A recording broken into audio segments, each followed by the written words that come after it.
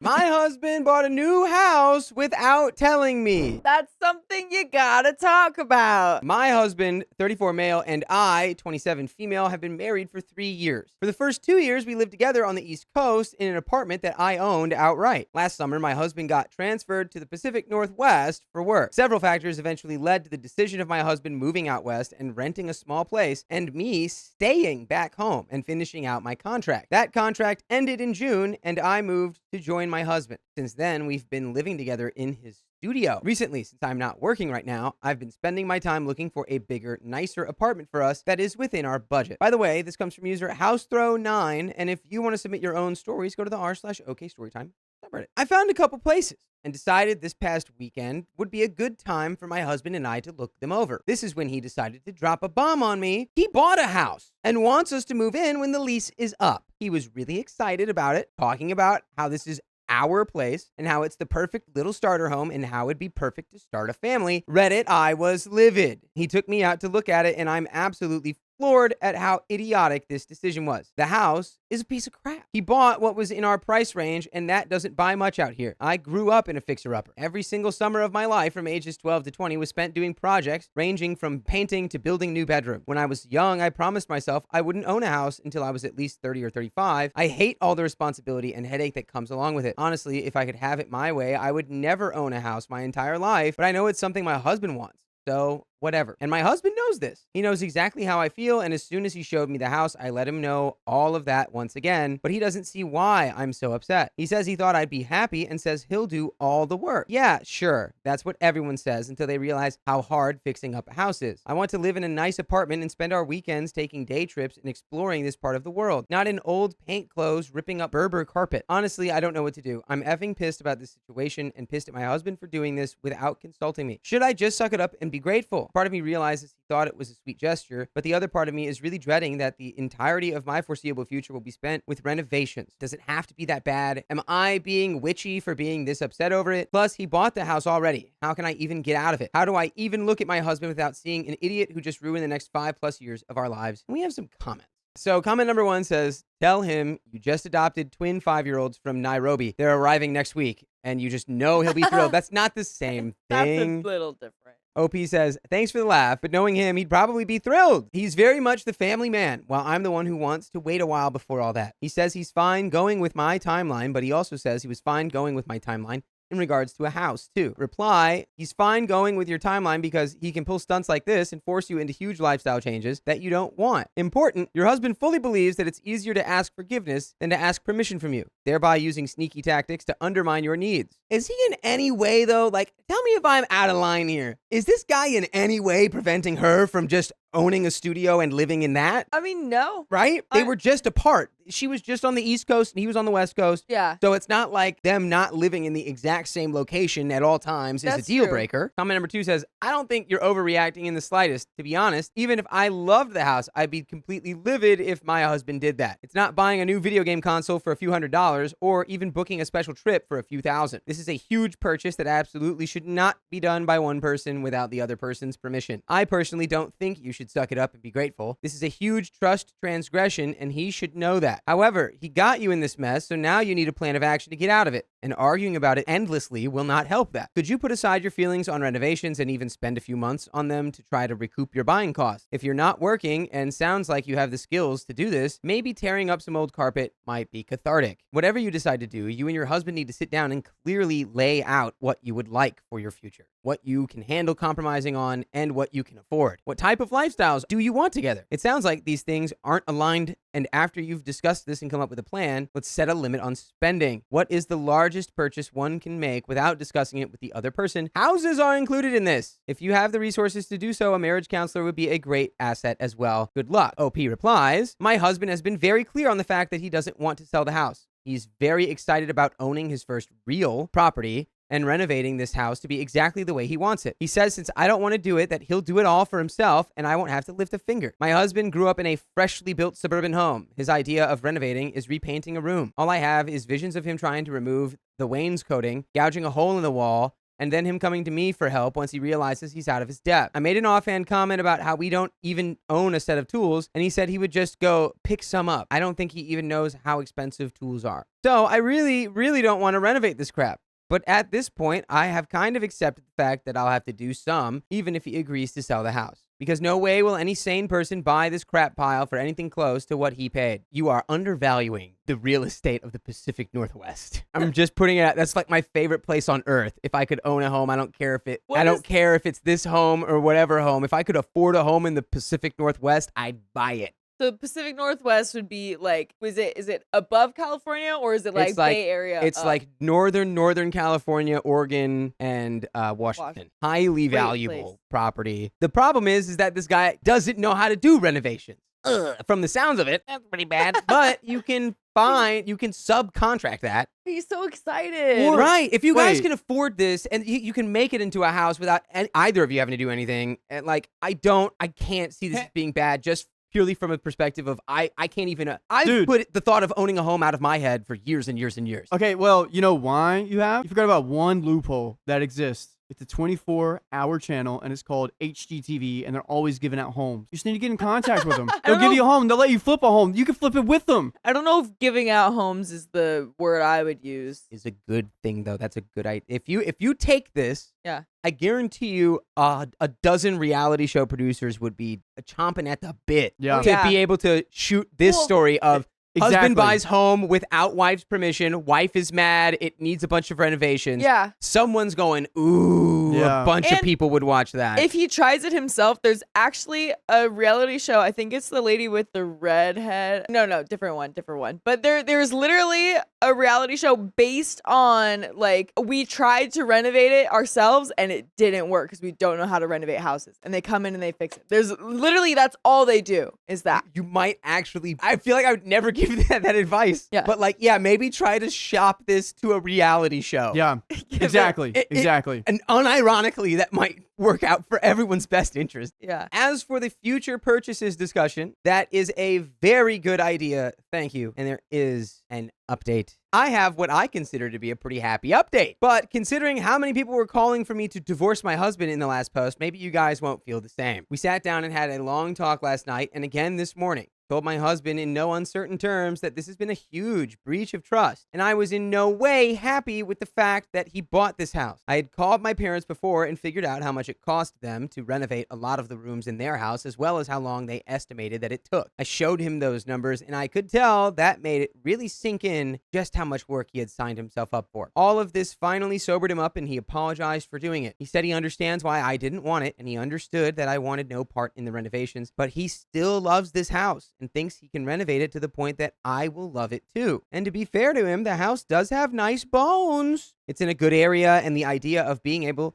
to hand pick everything and change a few things around to exactly what we want does appeal to me a little bit. So I agreed to keep the house. With that decision, though, comes the condition that he will be doing all the renovations by himself. It will come from his pocket. He will do all the work, deal with hiring any contractors needed, everything. We agreed on a few major things that need to be done by the end of this year to make the house livable without it being a total construction zone. The only involvement I will have in the renovations will be the input on paint colors, flooring, and fixtures. If he has the major projects we agreed on done by the end of the year, we will move in, and I have agreed that I will help a little, but the house will not take up all of our free time. As soon as it does, I'm done. By the way, you'll never be done listening to full episodes of stories just like this one on Spotify, iHeartRadio, Apple Podcasts, and wherever you listen to stories, because we are never done adding to them. We are at, 68 now? 68 consecutive days worth of stories. Go listen to them. It's kind of a good place where it's like, if it's real and he sticks to his word, it could work out. Yeah, sounds like it. I would never be mad at my husband or wife for buying a house in the Pacific Northwest, no matter how beat up it was. I'd be like, oh, we get to spend the rest of our lives here fixing this house. Couldn't be happier. In the meantime, we will be keeping the apartment. That's where we'll be living for the rest of this year. Good. We agreed on a maximum amount that either of us can spend without consulting the other person. He has agreed to go to marital counseling with me so that we can figure out a better way to communicate so that this never happens again. All in all, I'm pretty happy with it. I'm I'm still kind of pissed at him and won't be lovey-dovey for quite a while, but I can be in the same room as him without wanting to snap his head off. He's still my husband, and I still love him. Hopefully in 20 years, this will just be something that makes me roll my eyes when I remember it. I'm not looking forward to the coming months of renovations, but I'm glad that I don't have to be a part of it. He can spend his weekends ripping up carpet and insulating walls. I'll be in the San Juan Islands whale watching and getting tipsy on vineyard tours. Thanks to everyone for your help. And that is the end of that. That sounds great. Tipsy on wine and vineyard tours. Sounds like Without fun. your husband who's working on your home. And then when you tell people that, they'll go, oh my God, that's so sweet. God. He's building your dream house. Oh my God. And he's just like, and you can just go out on the weekends. So wonderful. What a nice husband you have. My husband doesn't understand the difference between stay-at-home mom and work from home. Well, that's concerning. We have been together for 8 years, married for 5, and our daughter was very planned. I, 28 female, have never made a ton of money, but I've always made enough and felt like my work was worthwhile. I work as a graphic designer for an alternative publication, not the highest paying gig in my field, but a good work atmosphere. I also used to freelance web design before we recently had the baby, but it's been too busy since I got pregnant to do much freelance work. I can do both old school graphic design and web design and have a good portfolio. By the way, this comes from JG78, and if you want to submit your own stories, go to the r/OKStorytime subreddit. I was very lucky. When we got pregnant, I was considering different work options to stay with a baby, and my boss basically said, keep your same job, same pay, and work from home if you want, plus 3 months paid maternity leave. My paper also gives us pretty awesome healthcare. The baby is on my healthcare, not my husband's, because his is mediocre, but mine is like basically the best. Almost no copays. Everything you can imagine is covered down to acupuncture and hypnosis even. So that was a plus. I also never wanted to stop working entirely because I value my independence and my job is also a creative outlet for me. My husband, 36 male, makes a lot more than I do. Always has since I've known him, as he was already in his firm when we met and just made partner at his firm around the same time we found out we were pregnant. He has always worked long hours, but actually has been able to work a little less since making partner. He's down to 55 a week. Been as high as 80 before when we met, but it's kind of steadily declined. His job is high stress, big law basically, but he does really, really enjoy it from what he says. We had our baby girl 4 months ago, and she's adorable and awesome. We're very happy, except I've been working properly just this month. I did wind up doing a tiny bit of work on my 3 months off, as there were some pinches. My boss was in with the team, and I pitched in. No pressure to do so, but I heard about them since my workmates are also my friends, and I offered to pitch in a few times. It has been harder than I thought, mainly because I'm basically doing 2 jobs at once. I figure you can imagine it'd be harder than normally working. Also have a baby that needs stuff. Our baby is actually a really good baby, and she isn't the neediest or at the neediest age, but which worries me for the future. But it's still harder to maintain focus, etc. Our house is an effing wreck. And my sister suggested I look into a maid service since we are really struggling since the baby has come. I used to do the majority of the chores, but my husband helped out when I was very pregnant and couldn't get around well. He basically stopped again when the baby was born. Since I used to get home before him and leave after him, his long days, I used to do basically everything but the dishes. We always ate out our fair amount. I cook half the nights, takeaway or restaurant half the night. But we live under our means in most areas, so that was never considered a big expense. I'm not the world's greatest cook. The bathrooms, counters, laundry, etc. all fall to me, but it was a lot easier before the baby. My normally nice, calm, loving husband flipped out and got very stubborn when I approached him with maid service. They'd come 1 time a week and it'd be $75 weekly. But if we bought by the month, $250 per month reduced option. He said basically, why would a stay-at-home mom need a maid service? I tried to point out, I'm still working. I'm a work from home mom, not a stay-at-home mom. But he said it should be easier to do my work at home than in office, so he didn't see what had changed. Maybe when our daughter was making messes, but he thought getting a maid service would just discourage me from getting into the swing of things again. He's like, if I let you have the maid service, then you won't pull yourself up by your bootstraps. Did you think about that? Yeah, that's always a great vibe to have with your spouse. Bootstrap energy. He even suggested it put me at risk for PPD, which I don't have any symptoms of, thank goodness. So I thought maybe he was really stressed when we first talked about it, and it was just bad timing. I tried 2 more times, and he seems to toe the same line. I suggested he start picking up more chores then, and he doesn't see why things would change. We had a baby. Things change. I don't really understand him not getting that. We talked about some changes, but never a maid or the chores, so I guess this is poor planning. It's worth noting my husband is understanding of the mess and not complaining about it. He sees it as a temporary adjustment period. My husband spends time with his daughter and is bonding with her, I think, and he does give me some me time regularly, which I appreciate. We're still breastfeeding now, so I'm tethered to the house or baby a lot, but he is being very engaged and active dad when he's home, and he is trying to be home as much as he can.